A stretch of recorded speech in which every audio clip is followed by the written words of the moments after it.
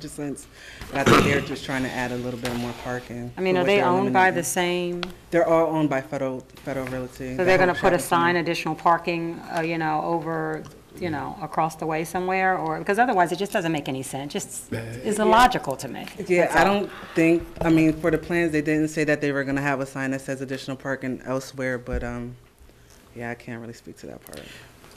Mr. Chairman. Go ahead, please. So I want to ask a generalized question, and not on this specific case, but this idea of swapping parking across however many roads and all that, is that standard practice for us? Well, or was this a unique case? I would definitely say this, since I've been here, this is the first time that I've dealt with this, and I would definitely say this is probably a unique case and kind of like anomaly that I haven't really seen. So my thoughts on this from my colleagues is, these kind of shopping centers, I kind of say the owners get to pretty much do what they want until it impedes our road network out in the city. That's my thought. If they want to do this and it fits into their business model, bully for them. But I don't want to set a precedent in your department or for the city where we'll give you 3 parking places in Rochester tomorrow if we can have these 5 go away today. Right, I just think that's bad practice, and I appreciate that they're trying to, do some things here. I just don't know if we ought to go down that path as an institution. So I would have a hard time voting for this tonight, not because I am opposed to this parking issue. I am opposed to the precedent that this puts in our documentation, that we went down this because some future applicant is going to go, well, you did this for them. Maybe our rules are silent in this case, but this is totally illogical. I get what everybody was trying to do, and I appreciate the goodwill gesture here. I just think we're opening up a real can of worms. Thank you, Mr. Chairman. And the only other comment that I would have is if we're just talking about 2 spaces, then, I mean, we don't want to deter businesses, especially in that shopping center. I frequent it several times a week. Why can't we just strike that part and then just, we're opting to accept the 2 less parking spaces, right? I mean, we can just opt out of the part that just doesn't make sense. Right. But otherwise, I didn't have any other questions. Mr. Chairman, I have please. a couple of questions. Can you tell us how many parking spaces are permitted for this use? For the restaurant? Yes. For the restaurant, they would need to have, for the proposed restaurant, they would need to have 25 spaces, and it's existing spaces for that area 25. So they kind of they do meet it for the proposed restaurant space, but they were losing the total of 2 on the overall plan. That's just because a bump out, I suppose, for outdoor dining. Right. Now, how about for the retail, or it was a retail space also, right? Right, yes. For the revised commercial building of that specific area, Building F, there's a requirement of 92 spaces, but there's only 46 existing. 92? 92, yeah. When this shopping center was built back in the 60s, it was built before the zoning took place, and now that the zoning code has went through several changes, we have much more stringent parking. So the shopping center is totally underparked, actually. Okay.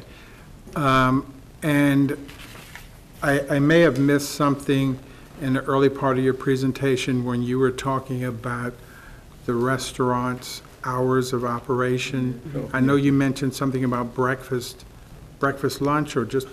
Yes, the proposed restaurant, First Watch, they just usually serve breakfast and lunch, usually from the time frame 7 to 3 p.m., so they will be closed after 3 p.m. or 2:30. Okay, so there's no dinner? There's no dinner, no evening hours.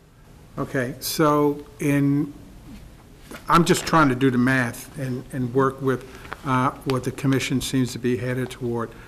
So is the parking area most heavily used during morning, afternoon, or afternoon, evening?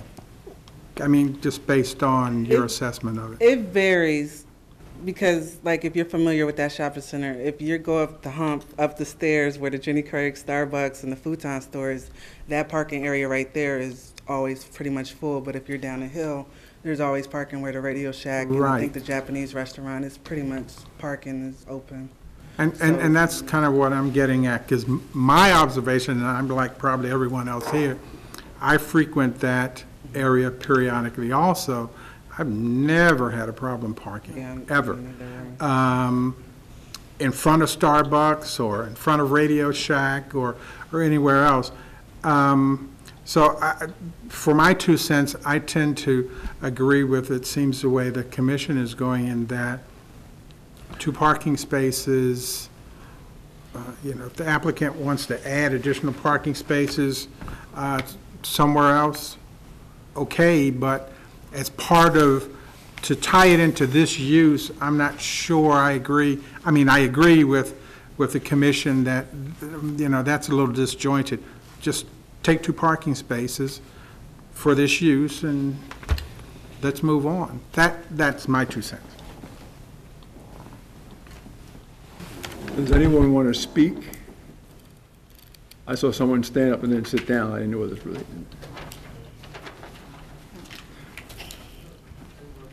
So we're not setting precedent, correct?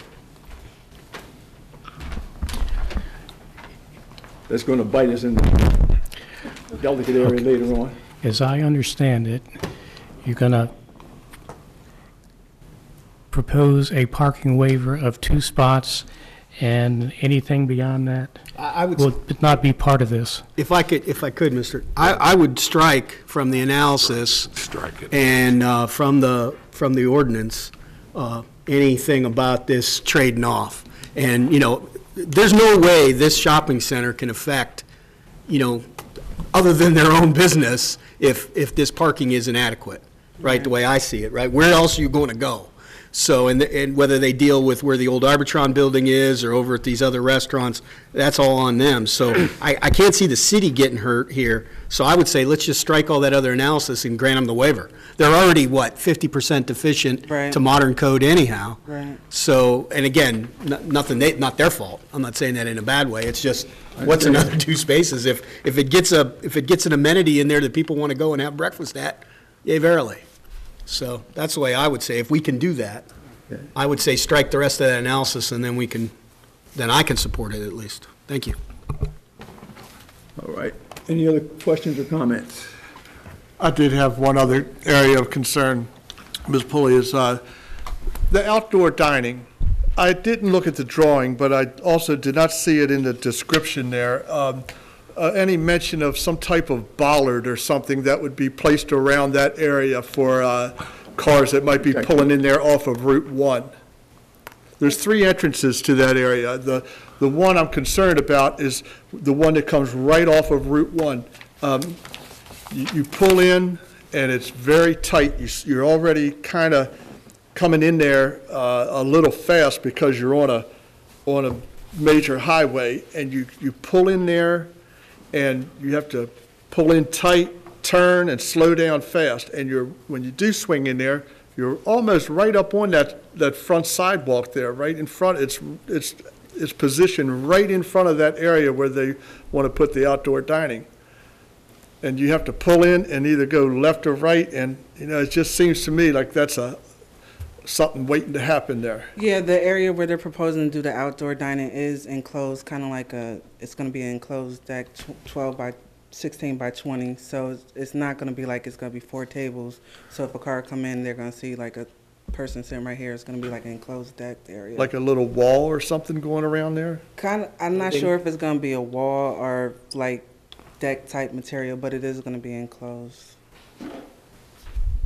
And I was surprised that Public Works and Safety had no comment on this. They didn't have no comment, no issues with the site plan as far as the traffic is concerned or the safety issues. They thought the plans were sufficient and they were fine. They were given both ample time to review them, and they came back with no comments or no issues.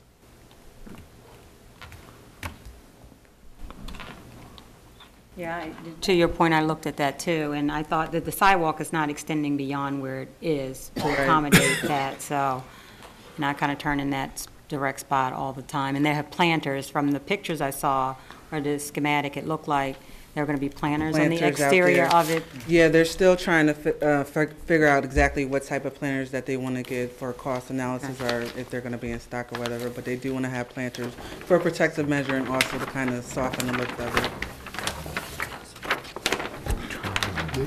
Mr. Chairman, I have one last question for staff. He's ignoring me. Will, just sort of a technical question, will the Planning Commission see this application again before, or not, just? No. Okay, so No, anything in terms of plantings or facade or anything like that? No, sir.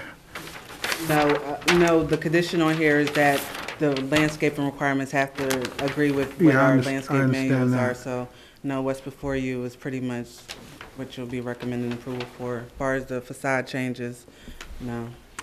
So, my question leads to a couple of questions that the commission has asked, and that is, from a safety standpoint,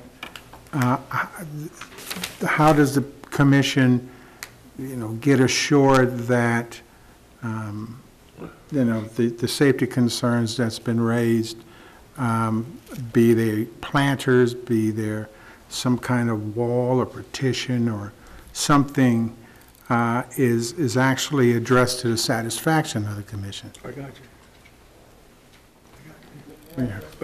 Yes, what I'd like you to do is, you hear the consternation that's going on. You should know what you're planning to do, and are you prepared to help us clarify some things? Yes, sir. Come on up. State your name, and just for the record, please. Good evening, Mr. Chairman, members of the Planning Commission. My name is Joseph Yusufero. I work for the engineering firm Bowler Engineering. Okay. A couple points that I did want to make. On the existing conditions of this outdoor patio, there's current parking spaces that are striped there now. We've been talking about these two parking spaces that should be removed. The customers currently would reverse out of those spaces, so there's a safety concern as it is today. Okay. In the proposed condition, we are proposing some safety bollards as well as a structural wall around the outdoor seating, such that if anything happens from a car, pulling in, there is protective measures from that standpoint. One item as it relates to the overall parking of the center, we did an analysis, and there's actually over 2,000 spaces within the entire center. And it parks at 4.92 per thousand. And typically, larger centers like this across the country, a 4.5 per thousand is a good ratio to have. This exceeds that, and certainly works for the owner, Federal Realty, from an operations standpoint. One other point I did want to make is just to reiterate that this is an existing retail space and there is no new square footage being proposed. The building would remain exactly as is, and the interior would just be fit out, but no new expansion to add to the overall square footage would be proposed. I think one of the major concerns you've heard is traffic coming off Route 1, coming in pretty quick. You got to have some protection there for your clients. Understood. Okay. So from the bollards as well as the structural wall around the patio is what's proposed. And actually, if you look on sheet 3 of the submitted plans, there is a seating area detail that's at the bottom that essentially is an example of what would be proposed in this situation. So if I could. Go ahead, what's- please. The bollards aren't in play here because they're not in the right spot.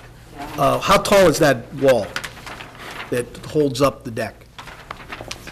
It'll be about 3 to 4 feet. Is it 3 or 4?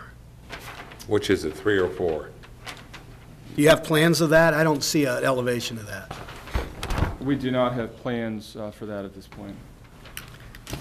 Mr. Chairman, Go. I would recommend that we send this back to Public Works and to Safety to have them take a hard, there's 22 feet from where you enter this thing, according to their drawing. That's correct. And before you're right into that, I think Mr. Welford brings up a good point. There's 22 feet there.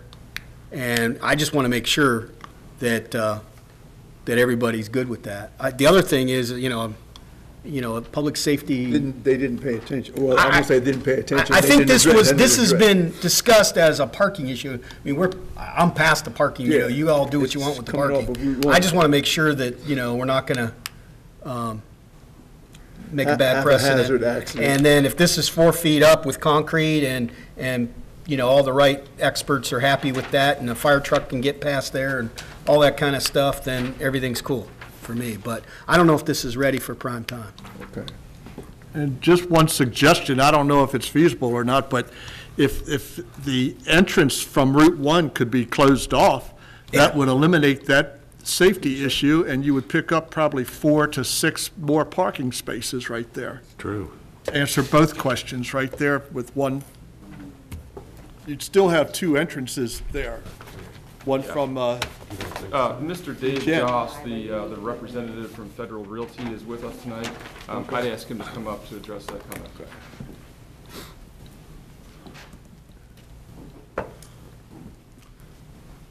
State your name and address for the record, please.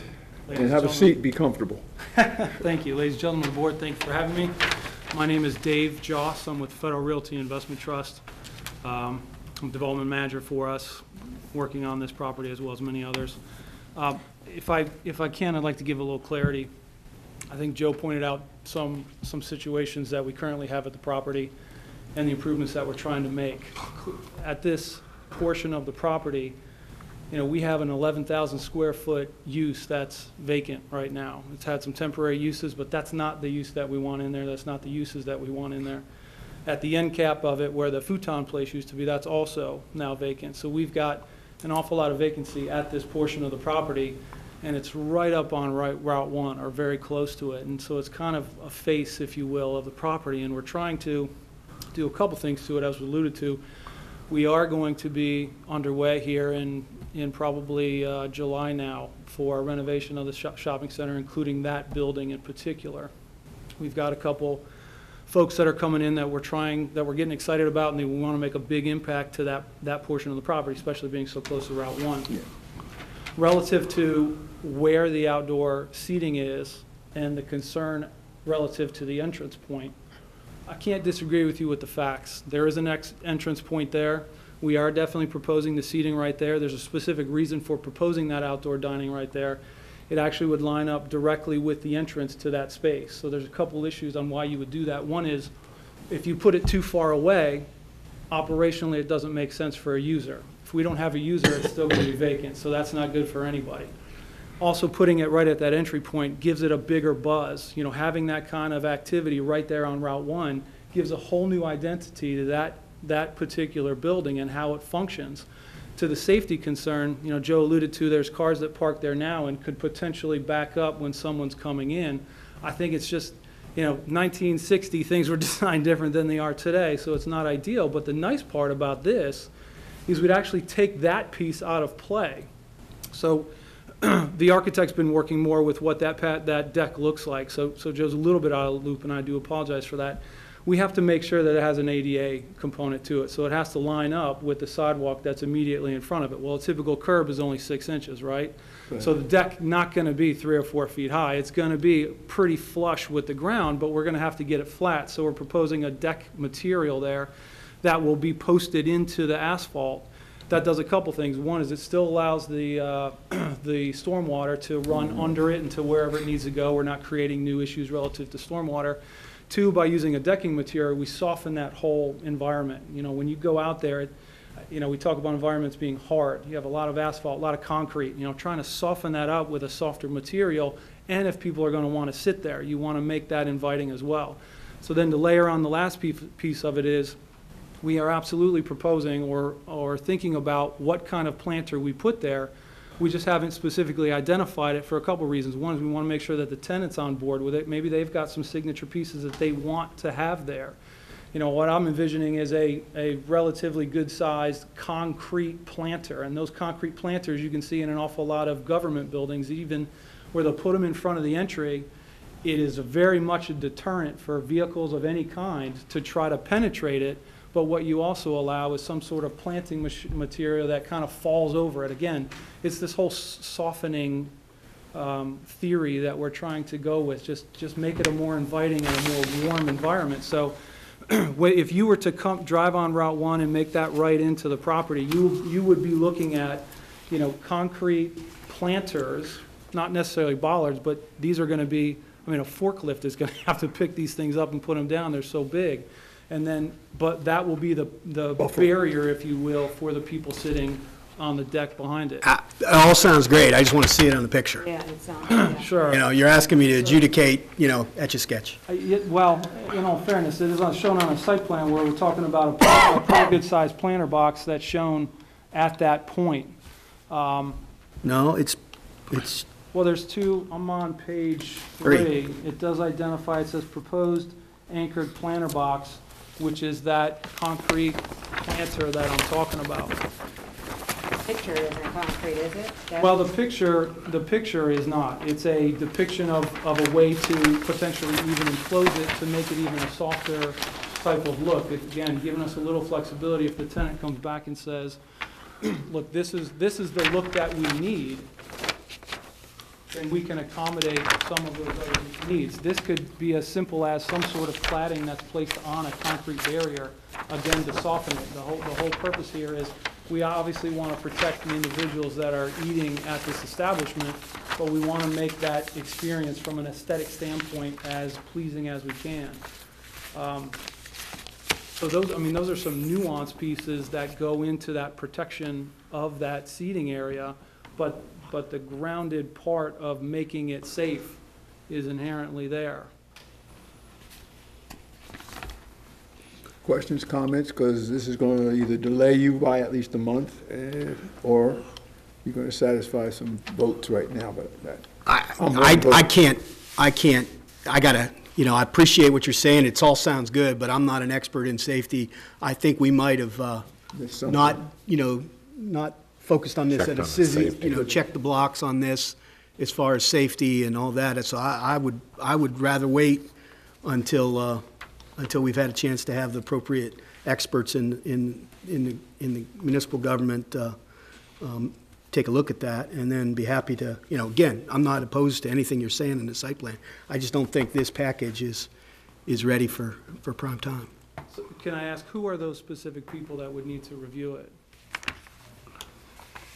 Okay. The city, Safe. Public Works, and whoever we go to for safety assessment, and all those folks, just to make sure everything's cool. Again, you know, what you're saying sounds wonderful, I'll eat there, but I'm not an expert in whether that's appropriate or not, from a safety standpoint.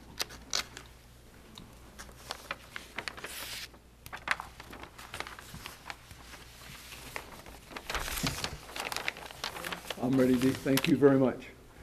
So I'm ready to hear your pleasure. I would, Mr. Chairman, I would make a motion that we table this agenda item until the applicant and the staff have had a chance to refine it, get all the nuances down, and then bring it up again at our next meeting. I'll second that. Moved and seconded. Green. Mr. Wilson? Yes. Mr. Kish? Yes. Mr. Walford? Yes. Mrs. Holland? Yes. Chairman Williford? Yes. Motion carries.